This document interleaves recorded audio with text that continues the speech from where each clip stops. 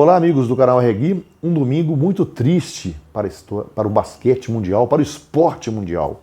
Estamos aqui consternados pela morte precoce, aos 41 anos apenas, do mito Kobe Bryant, um dos maiores jogadores de todos os tempos. Astro da NBA e, mais do que isso, astro do esporte internacional. Bicampeão olímpico, simpático, acessível, amigo de outros esportistas, como Neymar, que a ele dedicou um dos gols que fez hoje na vitória do PSG.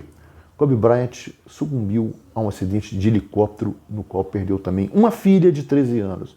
Uma tristeza absurda, absoluta, uma consternação total no meio do basquete americano. E mesmo assim, a rodada da NBA, com 8 jogos, foi mantida neste domingo, mesmo com jogadores chorando, o público chorando. Muito triste para o esporte mundial, que já lamentava, especificamente no futebol, mesmo fim de semana, a perda de um dos astros da história da Copa do Mundo, o holandês Rezenbrink, vice-campeão em 74, vice-campeão do mundo em 74 e 78, autor do 10º gol da história da Copa, em 78, na derrota por 3-2 para a Escócia.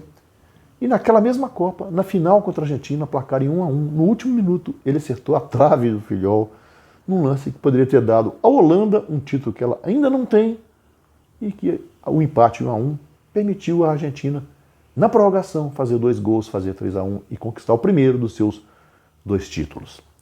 O mundo ficou mais triste com a perda do Rezenbrink e, de uma maneira muito mais ressonante, do Kobe Bryant.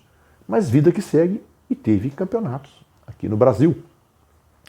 A rodada pôs mais a nu os times, fez cair na realidade os times, principalmente paulistas, que haviam estreado dando coisa de entusiasmo, né? Um ar de entusiasmo às suas torcidas pelas boas estreias.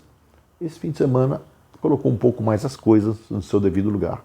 Início de temporada, falta entrosamento, falta ritmo, falta muita coisa. Isso ficou demonstrado no 0-0 entre Palmeiras e São Paulo em Araraquara, na Fonte Luminosa.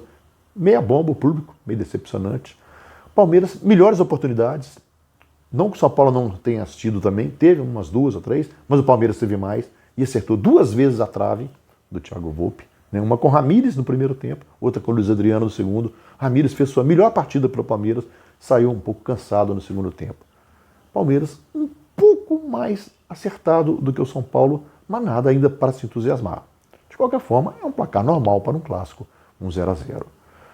Preocupante a atuação do Corinthians, no 1-1 com o Mirassol em Mirassol. No começo do jogo, o Corinthians, mesmo padrão do jogo da estreia, que ele venceu, tal de goleada, tudo.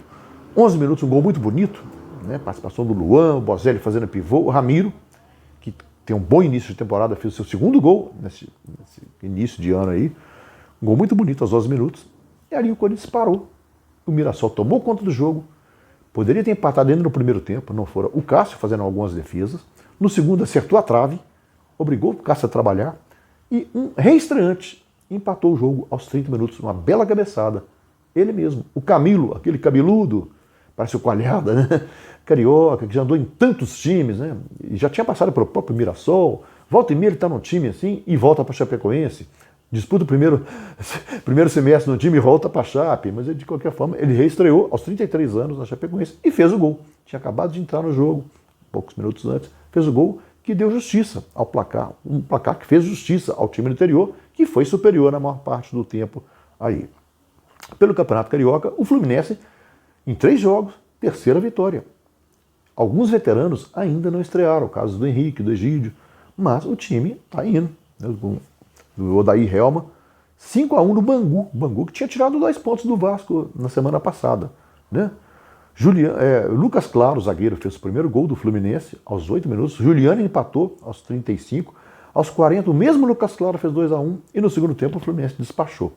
Iago, Felipe Cardoso e Gabriel Capixaba, 5-1. O Fluminense vai à espera de encaixar seus reforços aí, já praticamente garantindo a classificação para a semifinal da Taça Guanabara.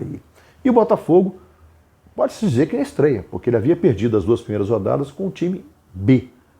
Neste domingo, ele estreou o time A, que estava fazendo pré-temporada no Espírito Santo, disputou até um amistoso lá com Vitória. Alberto Valentim no banco, pela primeira vez, no Carioca. 3-1 no Macaé. Pedro Raul no primeiro tempo, Luiz Henrique, Bruno Nazário e no final descontando o Babi. Botafogo no Newton Santos, tranquilo. Teve ameaçado em alguns momentos, mas foi superior. Com o time titular, dá para brigar. Pelo menos para classificação, as quadrangulares aí, semifinais. Entrou na disputa. Né? No Campeonato Mineiro, o Atlético Mineiro sapecou o Tupinambás na Independência 5-0. Um placar para ninguém poder feito. É claro que tem que relativizar algumas coisas, porque o Tupinambás perdeu seu goleiro Renan, contundido, antes dos 10 minutos de jogo.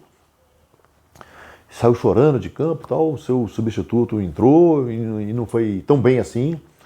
Né? E aos 28 minutos teve a expulsão do Henrique, lateral direito, acertou o pé no peito do Thiago Santos, do Fábio Santos, lateral. O Atlético com um a mais, foi para cima, 4 minutos depois apenas, abriu a porteira. Gabriel, zagueiro, de cabeça, uma bola, a meu ver, defensável. O Gabriel, que passou um ano do Botafogo emprestado, para que, dentro da negociação que levou o Igor Rabelo para o Atlético, o Gabriel volta ao Galo e barra o Igor Rabelo. Futebol tem dessas coisas. O Dudamel confia mais na velocidade do Gabriel do que na lentidão do Igor Rabelo. Mailton, estreante, lateral direito, que era do Operário de Ponta Grossa, que disputa a Série B. Boa participação esse rapaz, hein? Deixou uma boa impressão na estreia. Fez o segundo gol no chute de longe, aparentemente defensável também, no meu entender. Aí ele liquidou o jogo com um a mais, com 2 gols a favor. Foi só administrar no segundo tempo. Aos 3 de pênalti do segundo tempo, Fábio Santos, segundo gol dele no campeonato. De Santos aos 12 e Bruno Silva aos 23. Galo sendo tranquilo, 2 vitórias. É o favorito ao título mineiro, único time de Minas na Série A. Vai se incorporando aí, sob a direção do Dudamel, com algumas boas contratações. O Alan, Johan, time que vai... Parece que o Arana está vindo também. E, curiosamente, o Fábio Santos é o artilheiro do time, né? E o Arana vai brigar com ele pela posição. Pelo Campeonato Gaúcho, o Grêmio se recuperou da derrota na estreia para o Caxias, perdeu em casa, né, por 2-0 na primeira rodada. Na segunda, ganhou fora de casa. Ganhou do Brasil, em Pelotas, gol de Davi Braz, no finalzinho do primeiro tempo. E o Inter, segundo jogo, segunda vitória. 3-1 no Pelotas. Edenilson, D'Alessandro e Guerreiro, descontando Felipe Chaves já no final do jogo. Inter vai aí, sob a direção do Eduardo Cudê, o argentino, tentando se reerguer, né, que se terminou o ano um pouco mal ali, que classificou apenas para a fase prévia da Libertadores, assim como o Corinthians. Uma arrancada colorada e boa, animadora no Campeonato Gaúcho. É isso aí, meus amigos. Esse fim de semana triste para o esporte mundial. Prestigie aí o canal RG. Um abraço.